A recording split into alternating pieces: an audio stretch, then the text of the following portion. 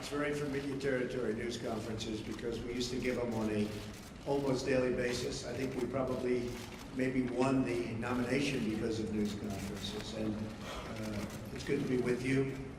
We stopped giving them because we're getting quite a bit of inaccurate news, but I do have to say that, and I must say that I want to thank a lot of the news organizations here today, because they looked at that nonsense that was released by maybe the intelligence agencies.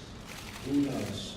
But maybe the intelligence agencies, which would be a tremendous blot on their record if they in fact did that. A tremendous blot. Because a thing like that should have never been written, it should never have been had, and it should certainly never have been released.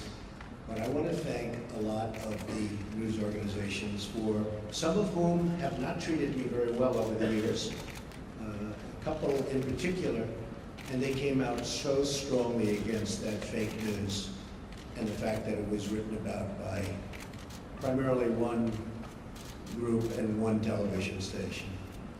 So I just want to compliment many of the people in the room. I have great respect for the news and great respect for freedom of the press and all of that, but I will tell you there were some news organizations, with all that was just said, that were so professional, so incredibly professional, that I've just gone up a notch as to what I think.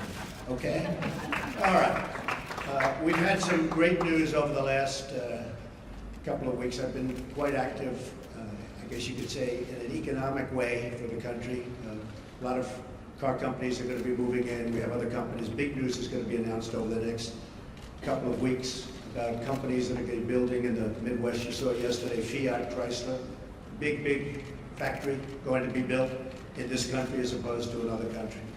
Ford just announced that they stopped plans for $1 billion plant in Mexico, and they're going to be moving into Michigan and expanding very substantially an existing plant.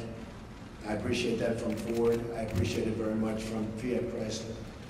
I hope that General Motors will be following, and I think they will be. I think a lot of people will be following. I think a lot of industries are going to be coming back. We have to get our drug industry coming back. Our drug industry has been disastrous. They're leaving left and right.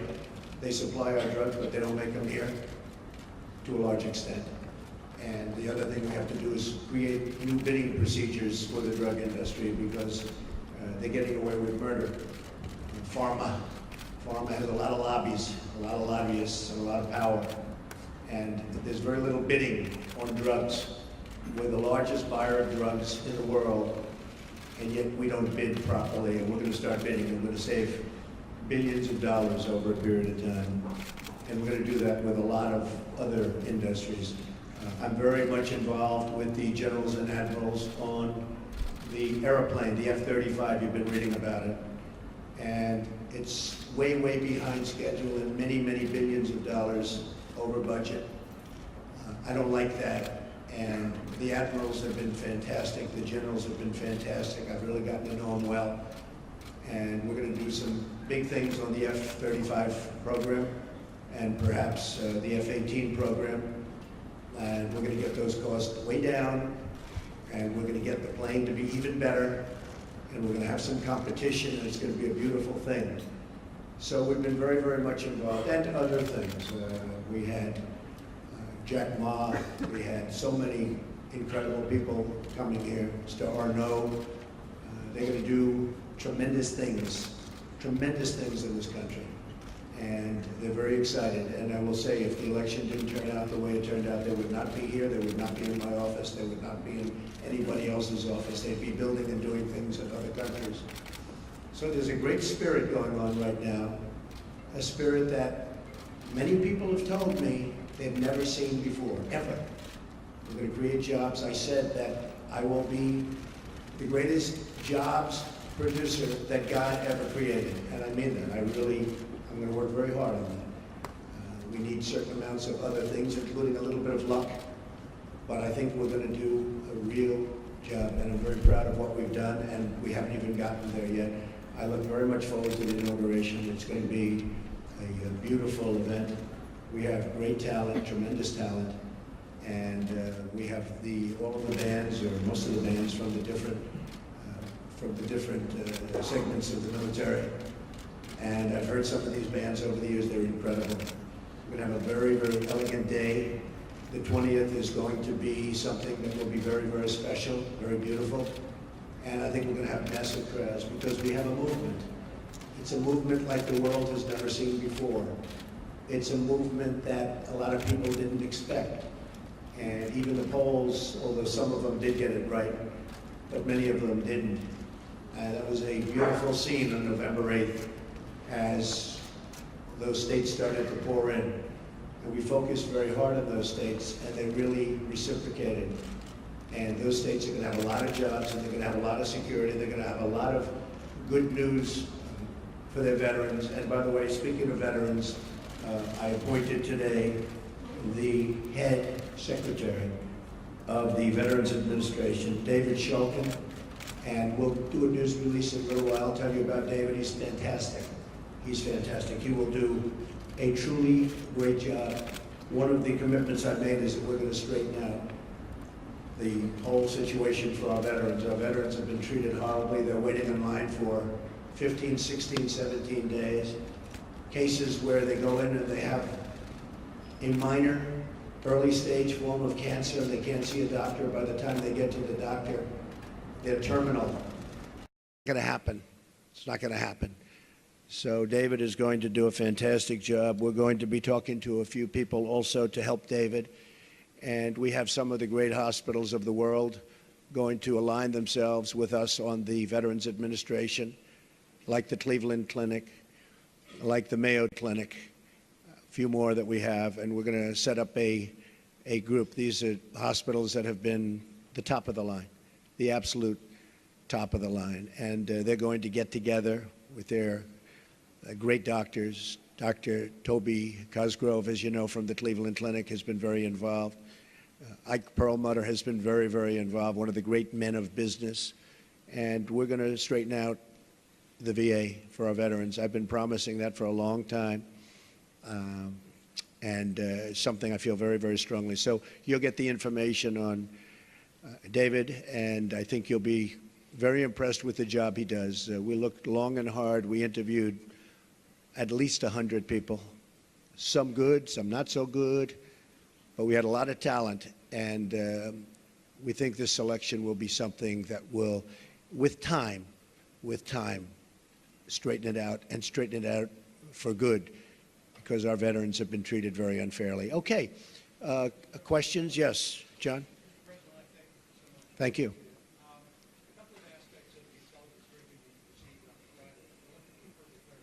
Sure. First of all, did the heads of the intelligence agencies provide you with a two-page summary of these unsubstantiated allegations? And secondly to that, and the broader question, do you accept their opinion that Vladimir Putin ordered the hack of the DNC and the attention hack of the RNC?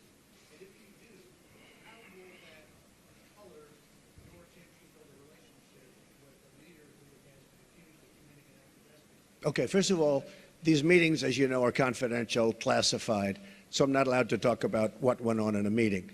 But we had many witnesses in that meeting, many of them with us. And I will say again, I think it's a disgrace that information would be let out. I saw the information, I read the information outside of that meeting. It's all fake news, it's phony stuff. It didn't happen. And it was gotten by opponents of ours, as you know, because you reported it and so did many of the other people. It was a group of opponents that got together, sick people, and they put that crap together. So I will tell you that not within the meeting, but outside of the meeting, somebody released it. It should never have been, number one, shouldn't have even entered paper, but it should never have been released. But I read what was released, and I think it's a disgrace. I think it's an absolute disgrace.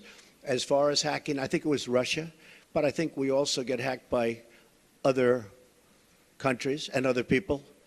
And I can say that, you know, when we lost 22 million names and everything else that was hacked recently, they didn't make a big deal out of that. That was something that was extraordinary. That was probably China. We had we have much hacking going on. And one of the things we're going to do, we have some of the greatest computer minds anywhere in the world that we've assembled. You saw just a sample of it 2 weeks ago up here where we had the 6 top people in the world. They were never in the same room together as a group. And we're going to put those minds together, and we're going to form a defense. And I have to say this also. The Democratic National Committee was totally open to be hacked. They did a very poor job. They could have had hacking defense, which we had. And I will give Reince Priebus credit, because when Reince saw what was happening in the world and with this country, he went out and went to various firms and ordered a very, very strong hacking defense. And they tried to hack the Republican National Committee, and they were unable to break through. We have to do that for our country. It's very important.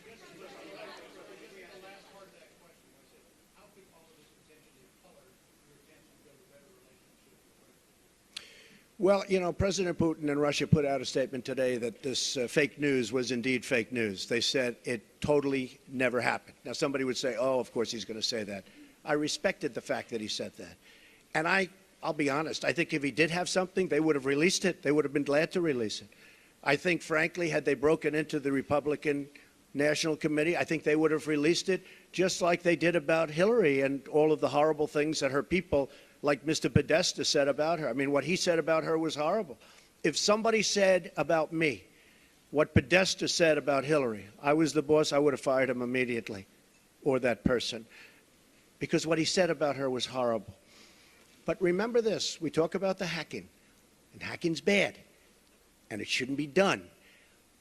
But look at the things that were hacked. Look at what was learned from that hacking. That Hillary Clinton got the questions to the debate and didn't report it? That's a horrible thing.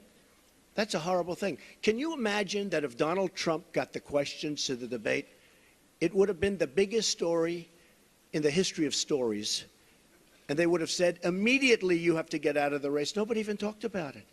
It's a very terrible thing. Yeah.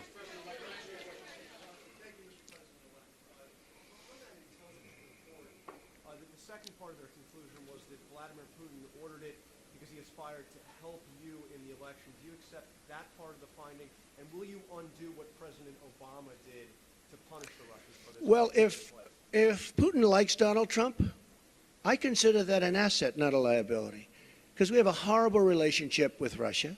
Russia can help us fight ISIS, which, by the way, is #1 tricky. I mean, if you look, this administration created ISIS by leaving at the wrong time. The void was created, ISIS was formed.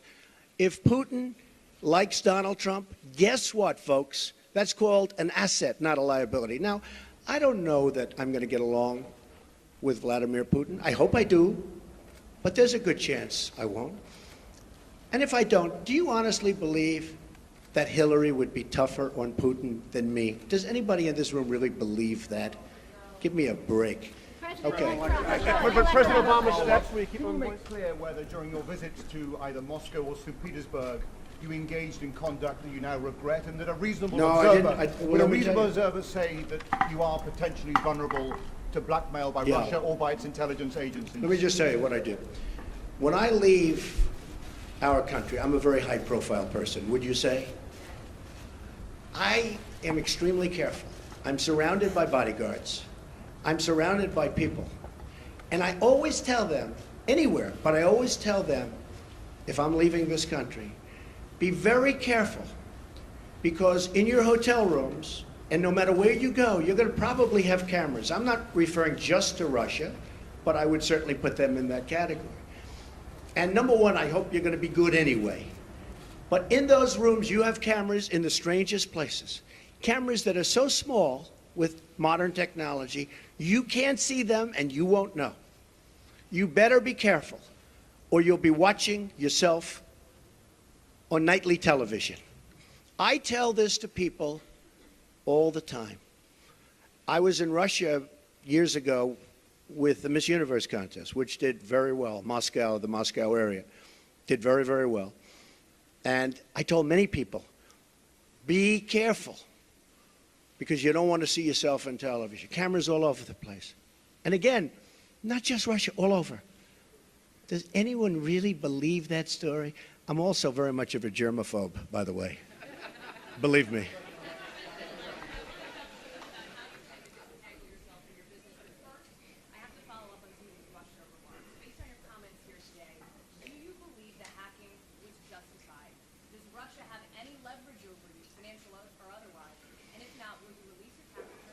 So I tweeted out that I have no dealings with Russia.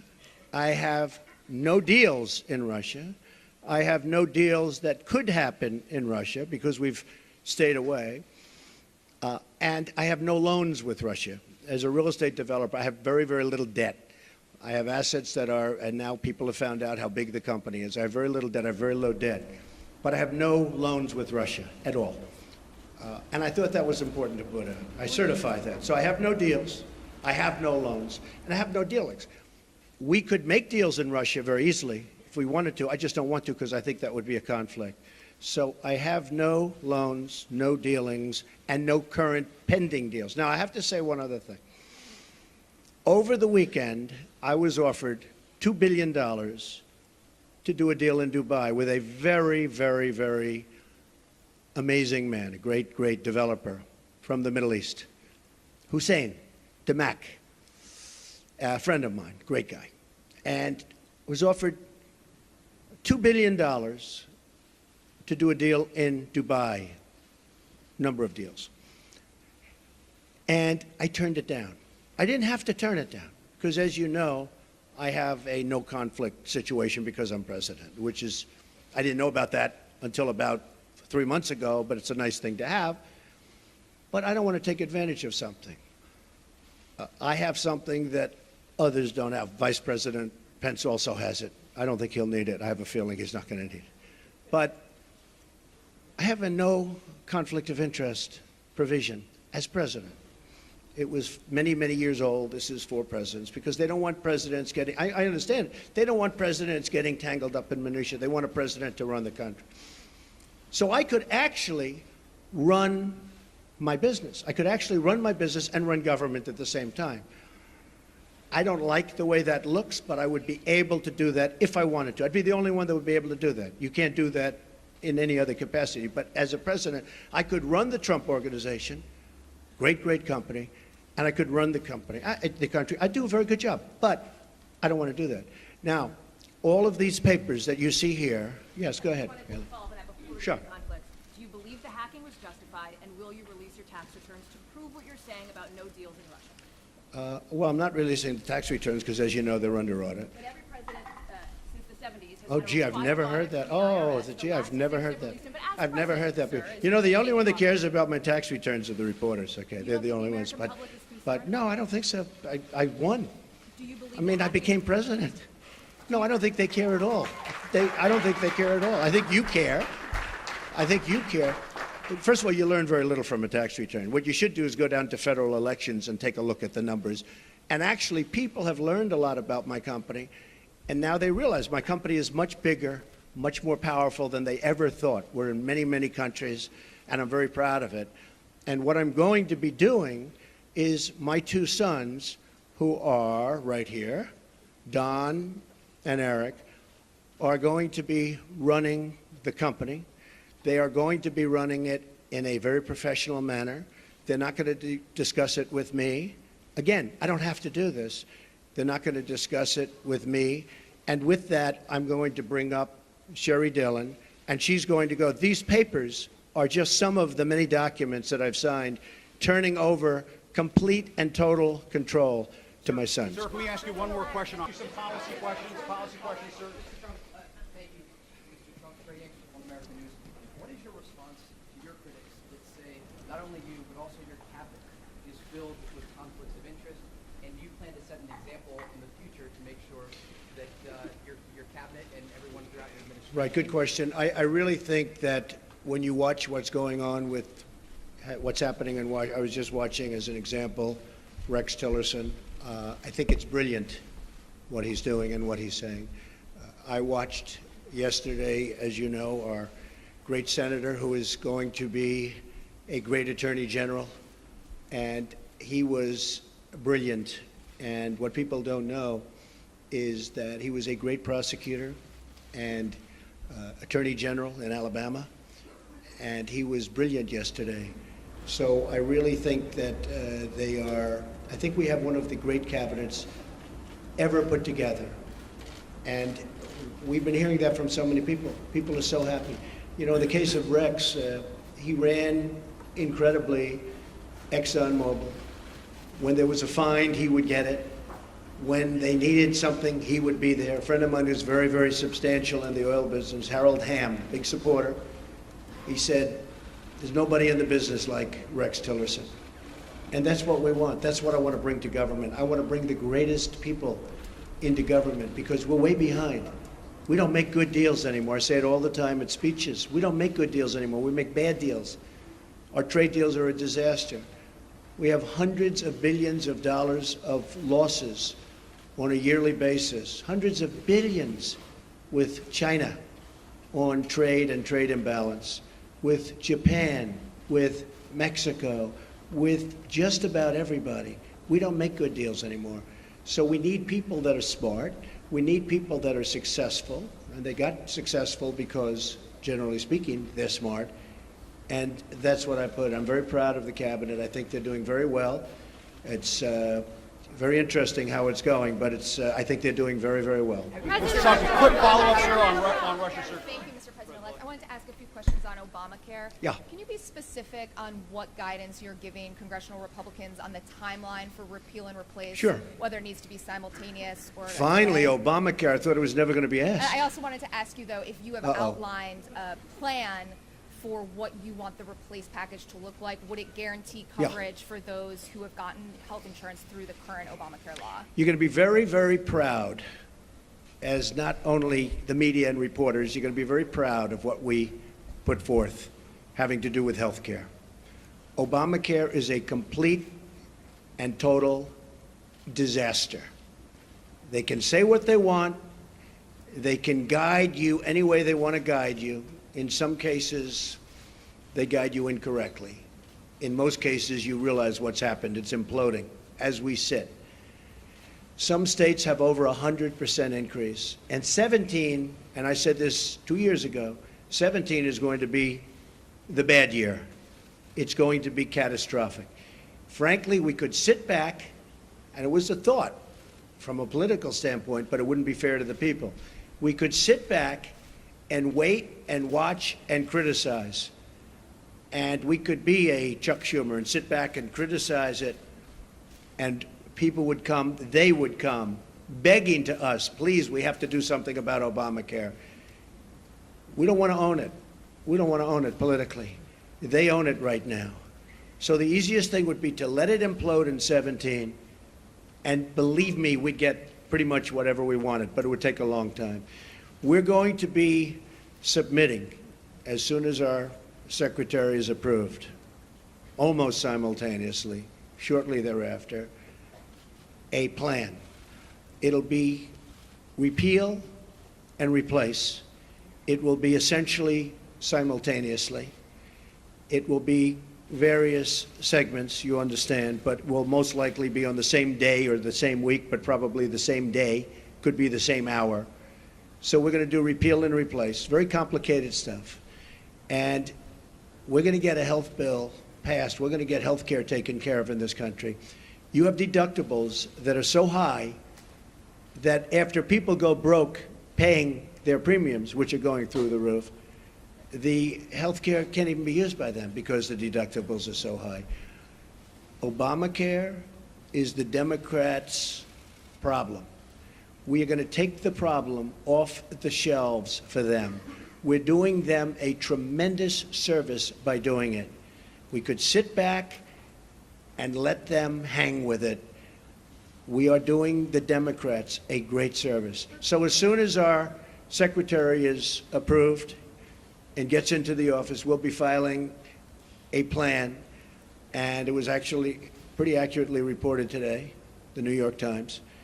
And the plan will be repeal and replace Obamacare.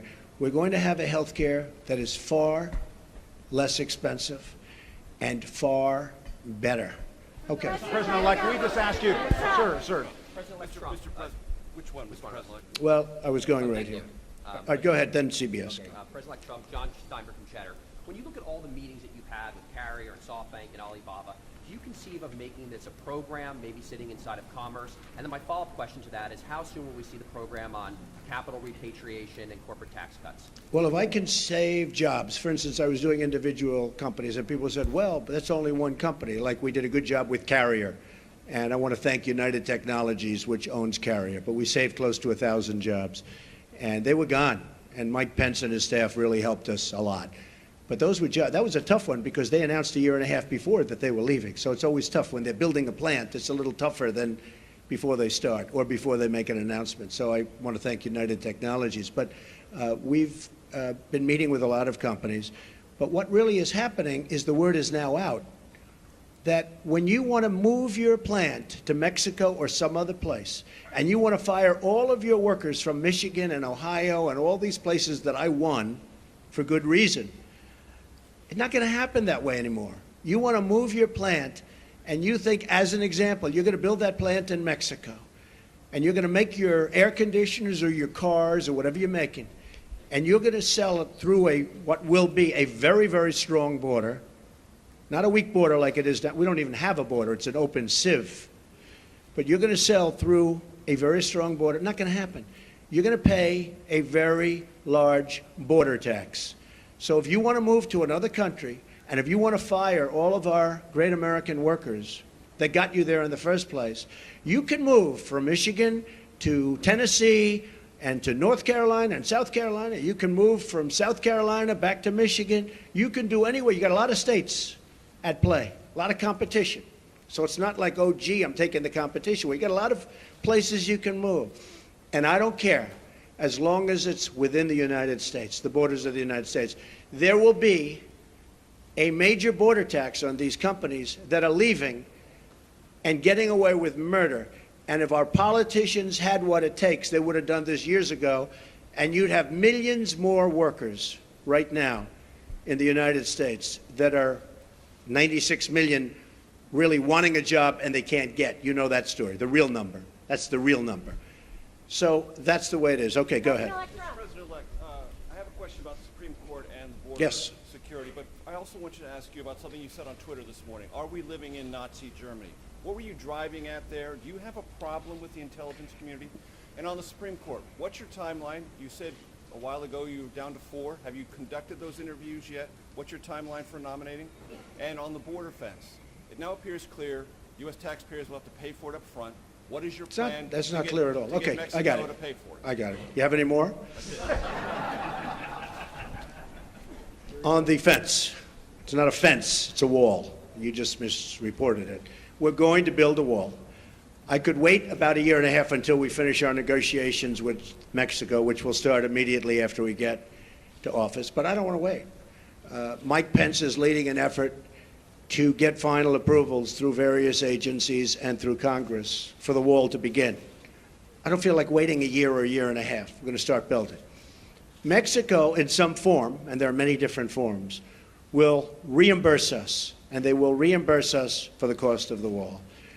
That will happen, whether it's a tax or whether it's a payment, probably less likely that it's a payment, but it will happen. So remember this, okay? I would say we are going to build a wall, and people would go crazy. I would then say, who's going to pay for the wall? And people would all scream out, 25, 30,000 people, because nobody's ever had crowds like Trump has had. You know that. You don't like to report that, but that's okay. Okay, now he agrees. Finally, he agrees. But I say, who's going to pay for the wall? And they will scream out, Mexico. Now, reports went out last week, oh, Mexico's not going to pay for the wall because of a reimbursement. What's the difference? I want to get the wall started. I don't want to wait a year and a half until I make my deal with Mexico.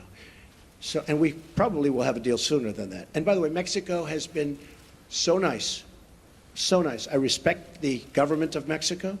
I respect the people of Mexico. I love the people of Mexico. I have many people from Mexico working for me. They're phenomenal people. The government of Mexico is terrific. I don't blame them for what's happened. I don't blame them for taking advantage of the United States. I wish our politicians were so smart. Mexico has taken advantage of the United States. I don't blame the representatives and various presidents, etc., of Mexico. What I say is we shouldn't have allowed that to happen. It's not going to happen anymore. So in order to get the wall started, Mexico will pay for the wall, but it'll be reimbursed. Okay? Supreme Court judge. So, as you know, I have a list of 20. I've gone through them.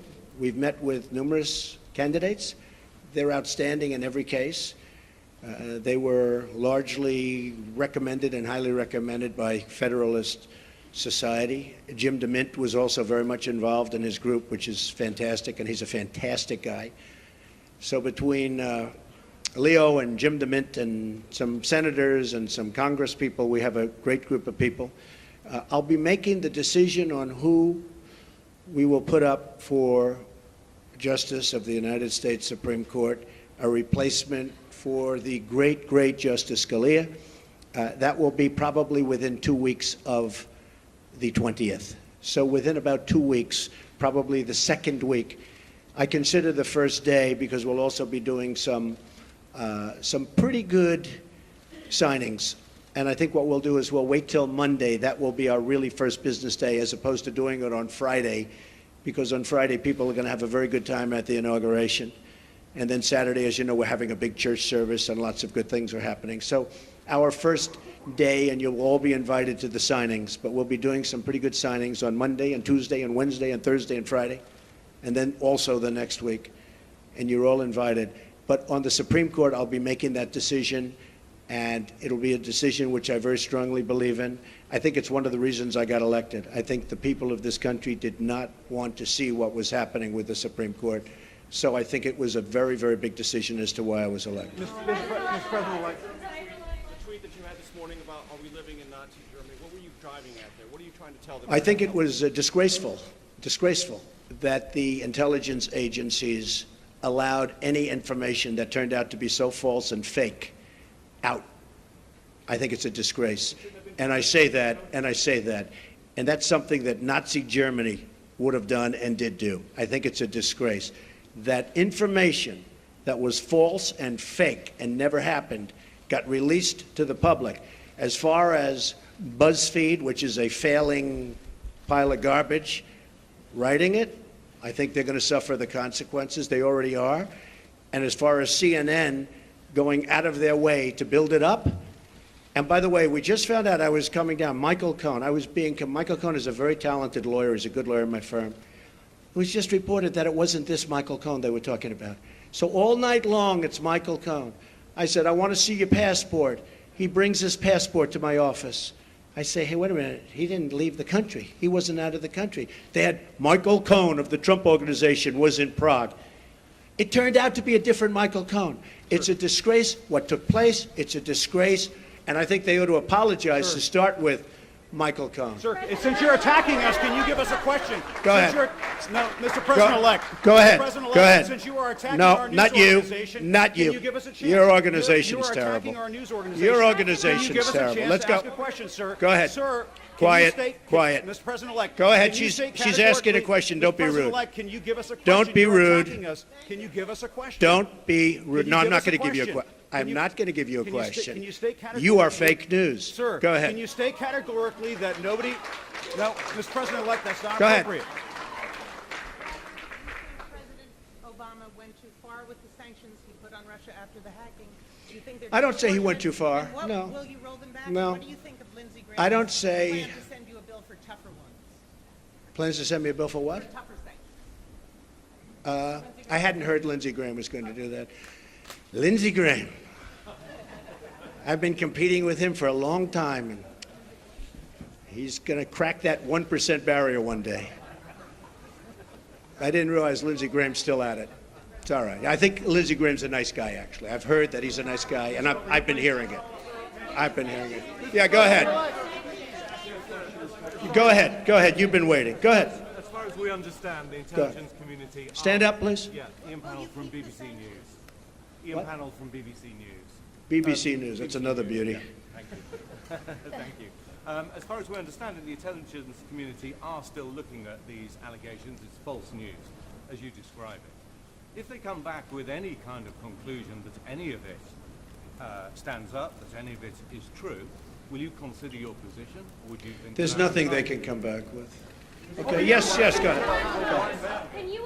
Go ahead. This decision to publish fake news and all the problems that we've seen throughout the media over the course of the election, what reforms do you recommend for this industry here? Well, I don't recommend reforms. I recommend people that are that have some moral compass.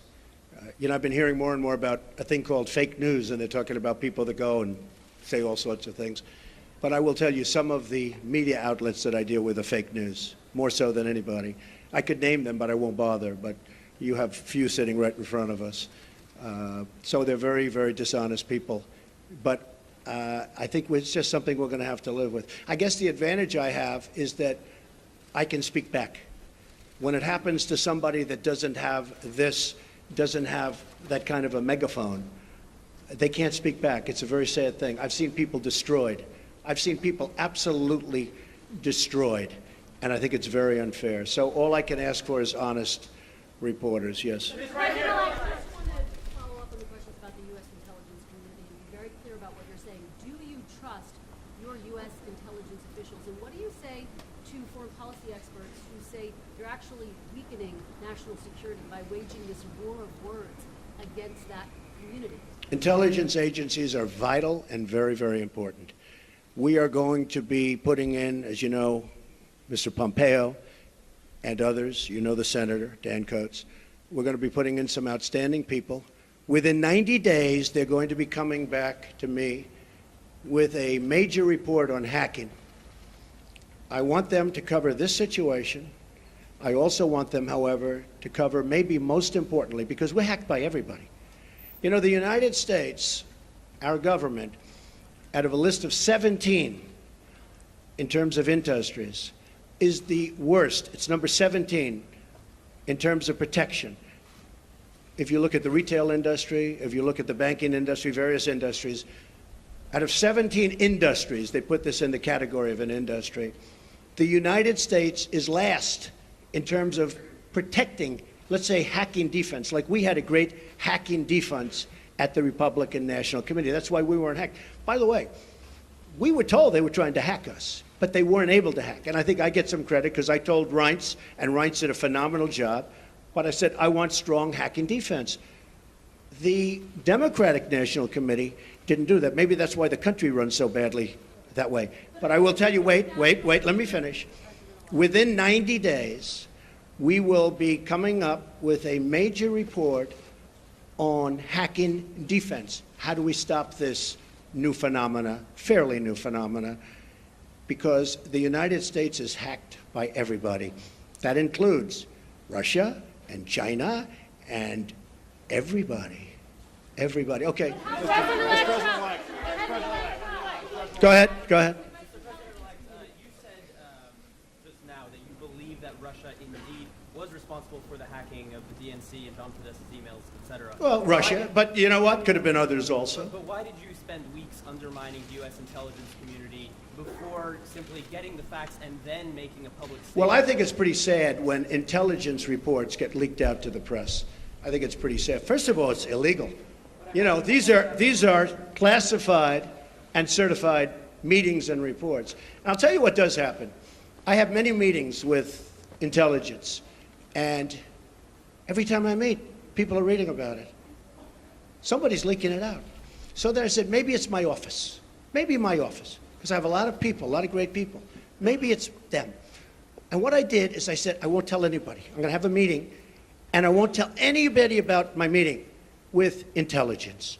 And what happened is I had my meeting. Nobody knew, not even Rona, my executive assistant for years. She didn't know. I didn't tell her. Nobody knew. The meeting was had. The meeting was over. They left. And immediately, the word got out that I had a meeting. So I don't want that. I don't want that. It's very unfair to the country. It's very unfair to our country, what's happened. That report should have never, first of all, it shouldn't have been printed because it's not worth the paper it's written on. And I thank the New York Times for saying that. I thank a lot of different people for saying that. But I will tell you, that should never, ever happen. Okay. President-elect, thank you, Mr. President-elect. Can you stand here today, once and for all, and say that no one connected to you or your campaign had any contact with Russia leading up to or during the presidential campaign? And if you indeed do believe that Russia was behind the hacking, what is your message to Vladimir Putin right now? He shouldn't be doing it. He won't be doing it. Russia will have much greater respect for our country when I'm leading it than when other people have led it. You will see that. Russia will respect our country more. He shouldn't have done it. I don't believe he'll be doing it more. Now, we have to work something out, but it's not just Russia. Take a look at what's happened. You don't report it the same way. 22 million accounts were hacked in this country by China. And that's because we have no defense. That's because we're run by people that don't know what they're doing. Russia will have far greater respect for our country when I'm leading it. And I believe, and I hope, maybe it won't happen, it's possible, but I won't be given a little reset button like Hillary. Here, press this piece of plastic. Guy looked at her like, what is she doing? There's no reset button. We're either going to get along or we're not. I hope we get along, but if we don't, that's possible too. But Russia and other countries, including China, which has taken total advantage of us economically, totally advantage of us in the South China Sea by building their massive fortress, total. Russia, China, Japan, Mexico, all countries will respect us far more than they do under past administrations. My first question. I want to thank everybody. So this is all, just so you understand, these papers, because I'm not sure that was explained properly, but these papers are all just a piece of the many, many companies that are being put into trust to be run by my two sons. And I hope at the end of 8 years I'll come back and I'll say, oh, you did a good job.